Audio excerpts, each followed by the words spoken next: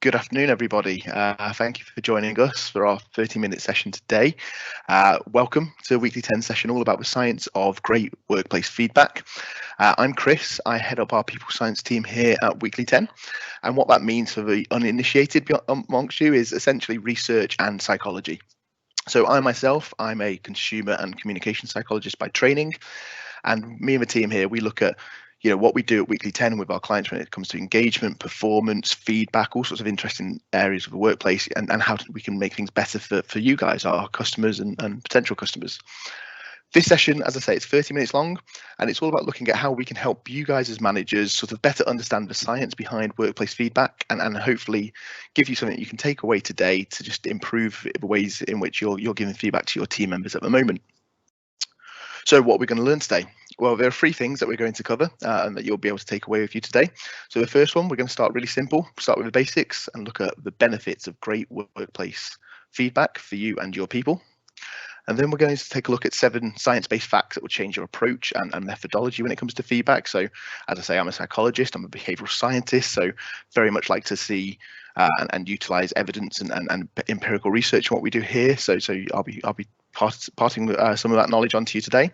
And then finally, we're going to have a look at some actions that you can try out today, as well as a really useful, impactful model for improving how you give feedback at work. So starting with a simple point, but an important point, you'll hear me talk a lot during already and throughout this session about workplace feedback. You might be more used to hearing employee feedback. It's certainly the more popular terminology when it comes to what we're talking about today. But what we think about employee feedback is it kind of sends out the wrong message. Employee feedback implies a process that is very much one way, almost always top down, with managers giving feedback to their teams. Yet plenty of studies have shown that there's huge benefit to two-way feedback. That is, feedback that goes up and down your organization. Benefits include things like driving performance, increasing employee engagement, and actually growing sort of honesty and openness when it comes to communication within a business. It's kind of workplace feedback. It's a humbler approach really to managing people that focuses more on asking questions than it does on giving orders. And we really want everyone who we speak to on feedback to embrace this sort of two-way approach. Managers and leaders need to really be inviting feedback from their people as frequently as they are sort of dishing it out to them, really, in order to really create a culture of open, honest feedback, which is actually effective and changes behaviors and changes outcomes for you and your business and your business teams.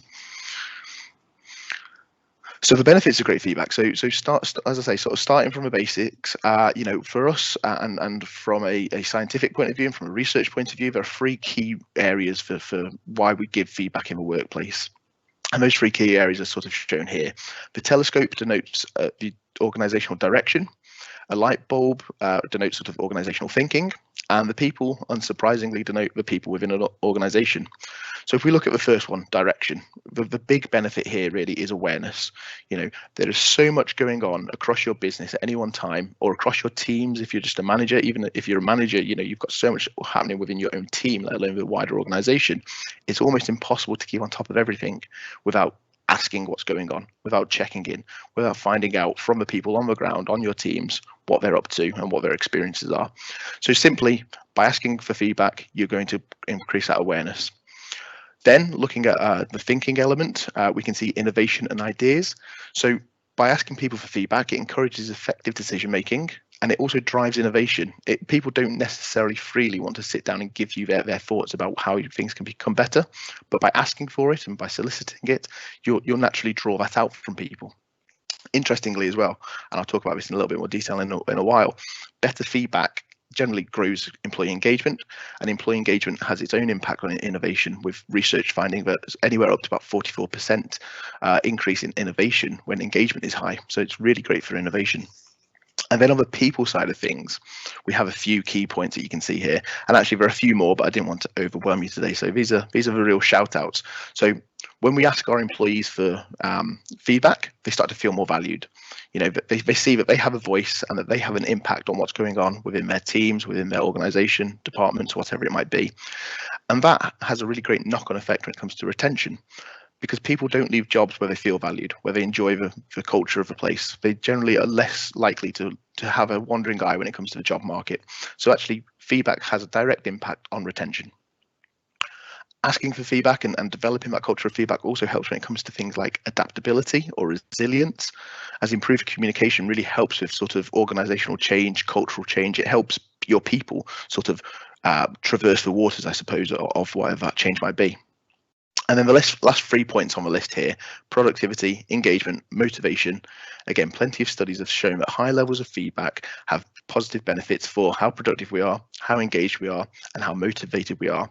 So as an example, in a survey, 77% of workplaces with a really high level of employee engagement were those that employed a consistent method of two-way feedback, and were asking and receiving feedback. People were asking and receiving feedback all the time throughout those organizations.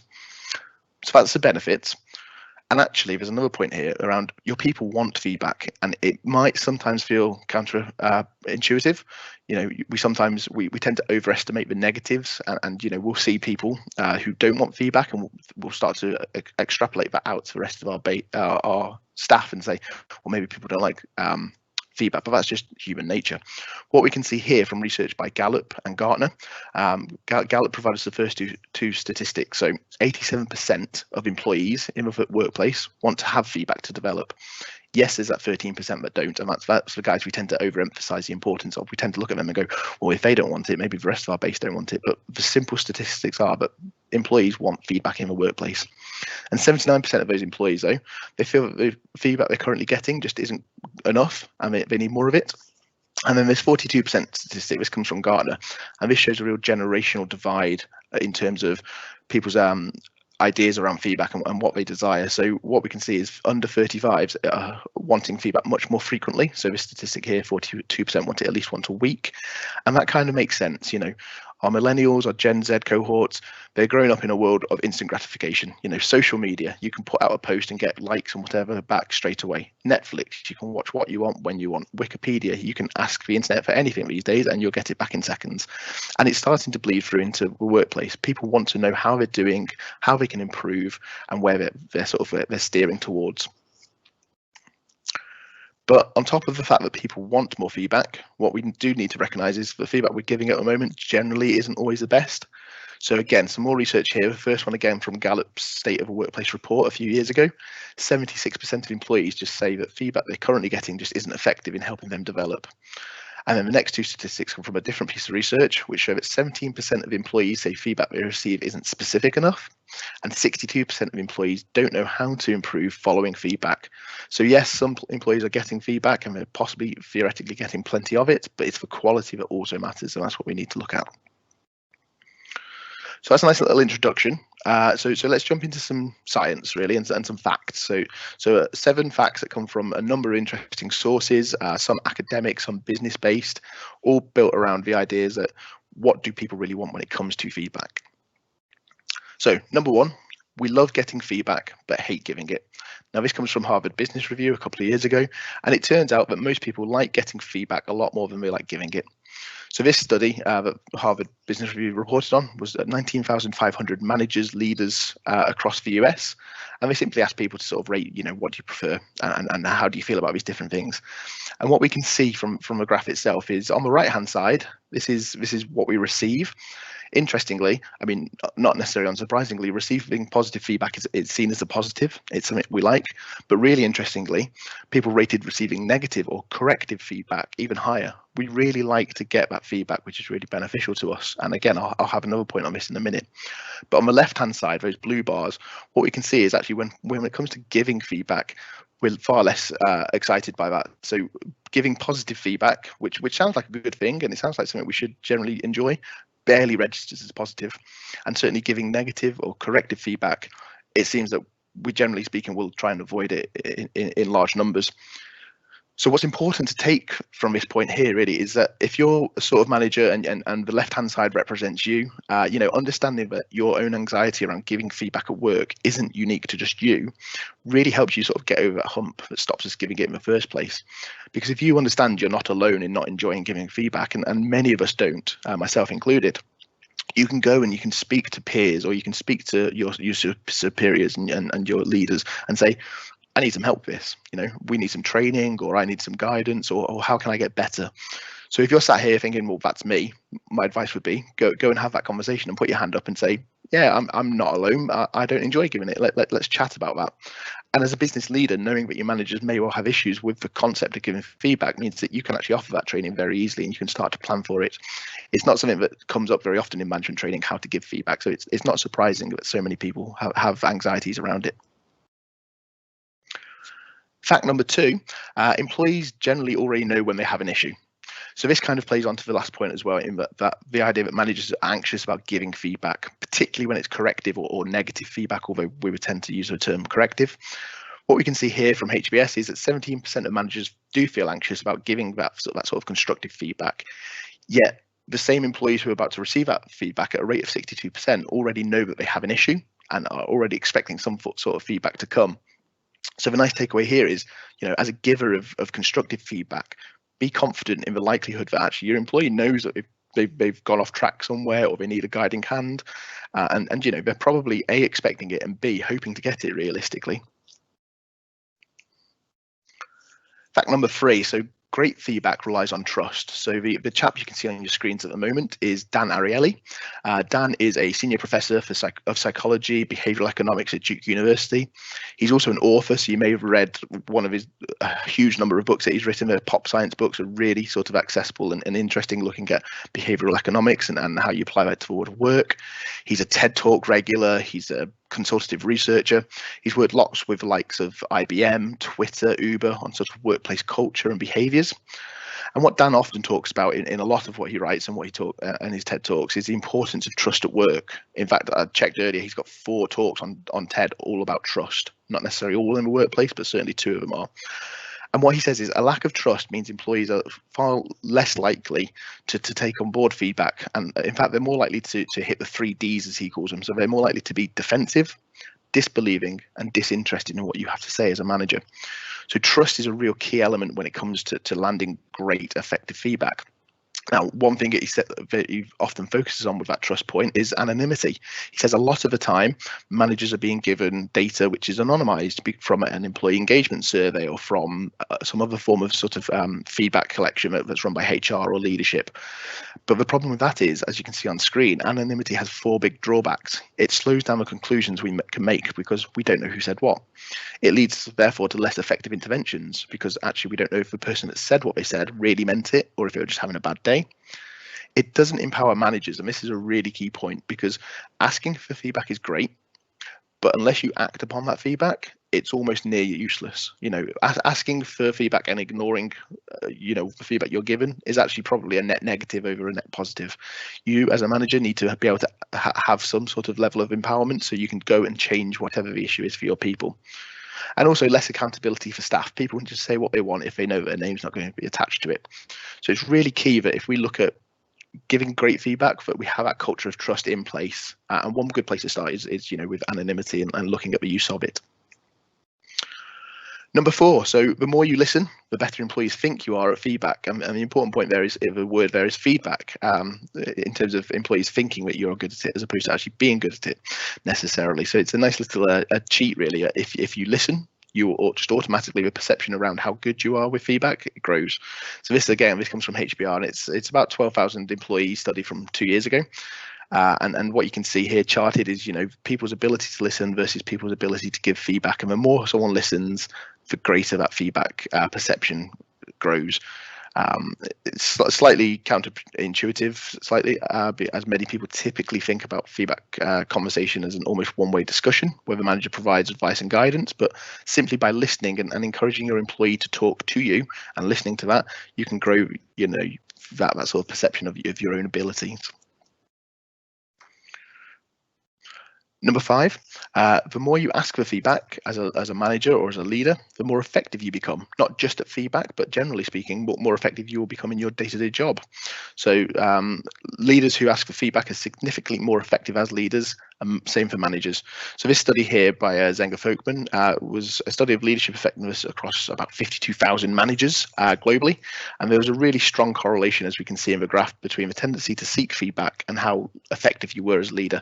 On the left-hand side, we can see leaders in the sort of bottom 10% of asking for feedback were also rated in the lowest 15th percentile in overall leadership effectiveness. But then on the right-hand side, leaders in the top 10% in asking for feedback were rated on average of a top 14% for leadership effectiveness. So just because you've got to a certain position in your career, a manager or a leader, doesn't mean there's not still room to grow and still room to learn. And what we do have a tendency to do quite often is to stop asking for that feedback that perhaps we got when we were new to the business. And really what we should be doing is looking to continue that as much as possible. Fact number 6, most employees prefer corrective feedback over praise. So we touched upon this ever so slightly before, but this is a really interesting research piece from 2014, which found a majority of employees prefer corrective feedback to praise and recognition. This is a survey of about 1,000, so quite a small scale, but still impactful study, about 1,000 global employees, and 57% of those respondents stated that they much prefer that corrective, negative, constructive feedback versus 43% that wanted praise. Now, as a manager, it's really interesting to ask yourself a simple question of, are you spending too much time focusing on praise and not enough time on corrective feedback? Because it's easier to give praise, right? You know, it's a more positive experience, as we saw before with fact number 1. We although it's still not that positive, we do prefer to give positive over negative feedback, and it's that bit easier. It also asks and shines a light on an interesting piece and an interesting question, which is, do we need to flip the order of the feedback or compliment sandwich, or there's a more Shakespearean term for it, which I won't use today, but that sandwich of praise, constructive feedback, praise. Now, if what we're saying is that people actually really want the constructive bit, the filling of that sandwich, well, why are we wasting time by giving them more of the praise stuff and not more of the constructive feedback? There's also a really interesting point from a cognitive psychology point of view, where there's a known phenomena called the primacy and recency effect, or the serial position effect, to give it its proper name, which basically states that we remember things at the end of a learning experience the best, and we remember things at the start of a learning experience the second best, and the stuff in the middle typically gets a bit cloudy. So if the stuff in the middle is a really important stuff, why are we not having that at the end, or at the very least at the beginning of the process and giving people feedback? And it could be that well-known sandwich just isn't working very effectively. And in fact, if you Google, and you're free to Google after this session, you know, there's a lot of doubt cast on the effectiveness of that. Although it is an easy process to run, it just might not be that effective.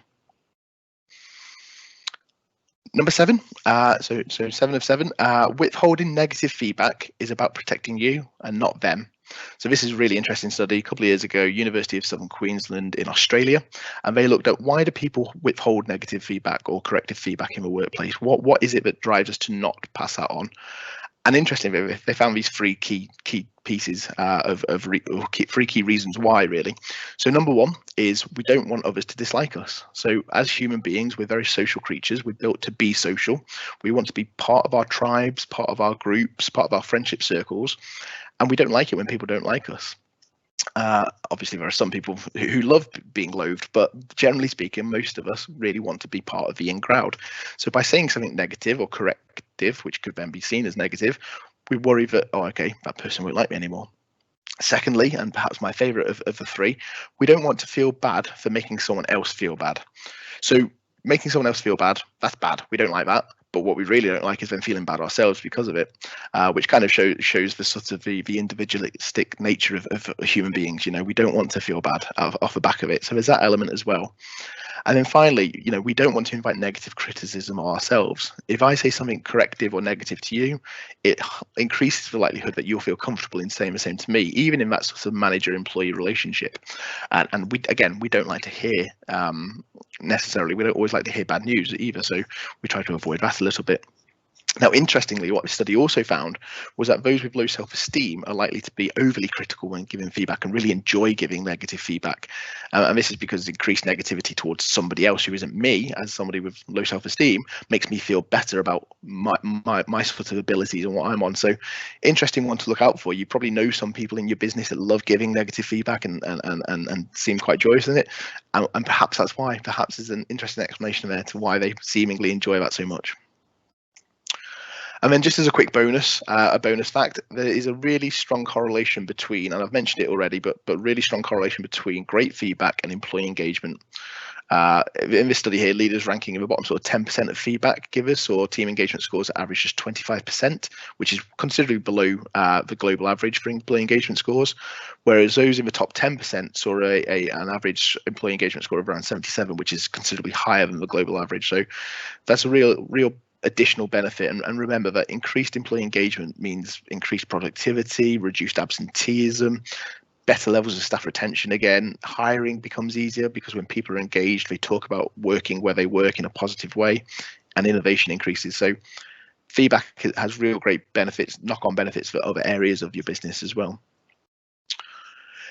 Okay, so that's our facts, and I said I was going to talk to you about a quick model which will really help you when it comes to sort of measuring and improving your own sort of feedback giving processes. So this is it here. So this is our FAST model, and FAST stands for, as you can see on screen, frequent, appropriate, specific, and timely. So the importance of frequency is key, really, when it comes to great feedback, because being frequent with feedback means things become normalized, they become habitual. You start to normalize the giving and receiving of feedback, and that means that it becomes easier to do it. It becomes more effective just because you're doing it more frequently, more welcomed as well. People are less reticent to sort of hold back and start to understand and see the benefits. So your people around you will start to really appreciate why you're doing what you're doing with feedback. Appropriate. So feedback needs to be really relevant to the role and responsibilities of the recipient. If somebody's given a one-time task that they'll never do again, and they need to, and they don't perhaps perform it to the best of their abilities, then fine, some feedback is fine, but dwindling on that point would just decrease the effectiveness of feedback, because actually what they'll sit there and say is, well, I'm never going to do that again, so why do I need to focus on that so much? It also, in terms of appropriateness, feedback needs to be delivered in an appropriate manner. So it should be delivered in a positive, tactful, and simple way so that everyone understands what's going on. S, specific. So we saw a statistic before that employees don't think feedback they're getting is specific enough. So it must be targeted and it must be clear. And there's a really good framework that can help with this, and it's called the SBI framework. So that's situation, behavior, impact. So I'd really recommend at the end of this session, go off and just do a quick Google of SBI framework for feedback, and it's really simple and just will help you give more targeted, specific feedback moving forward. And then finally, timely. So a bit similar to frequency, it sounds like, but it is a completely separate beast. Studies show that there's a real link between the effectiveness of feedback and when the event or behavior that you're giving feedback on occurred. So this comes from the world of educational psychology, and essentially what a lot of research has shown is that there's this finite time of about 72 hours after an event has happened before feedback starts to become slightly less effective, and then there's another window after about 2 weeks where it becomes really less effective. So you need to be giving feedback at the right sort of time, at the appropriate moment, and as close to whatever the event is that you're commenting on can be, because what happens is that people who carry out whatever the behavior is or whatever the event is start to forget what they did, why they did it, how they did it, and all manner of things that when you give them feedback, it's much harder for them to tie those two things together. So just remember FAST, and that's a great way to start with any sort of feedback challenges that you have. And then finally, what can you do today? So there's a few useful tips and tricks here that you can take away straight into your teams today. I appreciate it's 4:30, so it might be tomorrow, but you can certainly start playing around from today with feedback if it's not something you're doing already or something you want to look at in a different way. And these are the 5 tips. First of all, run a personal audit on how you currently are giving feedback within your teams. Ask yourselves a series of questions along the lines of, how often are you collecting feedback? Are you receiving feedback from surveys that is transparent or anonymous? What actions are you taking with the feedback you receive? And are you giving the right balance of praise versus corrective feedback? And if you ask yourself those questions and you have some honest answers, you know where you're currently at and where your strengths and your weaknesses lie, and where you can hopefully elicit some change, whether it's just within your team or even hopefully more widely within your organization. Step 2, start with a small step and just go out there and request some feedback. So again, it's quite atypical a lot of the time for managers to request feedback from others, but start by doing that today. Go out and just say, whether it's a piece of work you've been working on, a project, your management style, ask your team members or ask your peers, ask your managers or managers around you, and just ask them for some honest and open feedback. Look at your active listening and actively listen to the feedback you're getting. And this is almost an audit question, but ask yourself, how much time do I spend talking in one-to-ones or in performance reviews with my team members? And if you find that you're creeping up anywhere towards about 50%, then there's probably a likelihood there that your active listening it needs a little bit of work, and you really should be giving more time over to the other person in that conversation. Because as a manager, you're mainly there to facilitate and then note down and make any amendments that you need to make moving forwards. You shouldn't be taking up too much time doing the talking itself. Step 4, ditch the sandwich. So yeah, that feedback or compliment or whatever you might call it sandwich. if you are utilizing it, look at dropping it and trying a different tact. And then finally, you can ultimately listen to Chris Shenton from Weekly 10 talk as much as you want about feedback, or you can go to as many training courses or workshops you like about feedback. But the only way to improve your own feedback really is to get out there and practice it. So whether it's anxiety holding you back, or a fear around, what people will think of you, or just, you don't have time, sort of get over those humps, utilizing some of the tricks and tips and facts that we've talked about today, and just get out there and do it. And I'm sure you'll find huge success with your feedback activity. So just to summarize, just to end, thank you very much for your time today. What we are going to do is keep an eye out for an email over the next day or two. We're going to send out an email just sort of summarizing some of our points, sharing some resources that we might have talked about here, including a really useful tool for running that personal audit around feedback. So we'll send you out basically a cheat sheet for the sort of questions you should be asking yourself. Obviously on screen now you can see we're Weekly 10, and there's our web address if you need to check us out. But thank you very much for your time today, guys, and I'll look forward to speaking to you all soon, hopefully.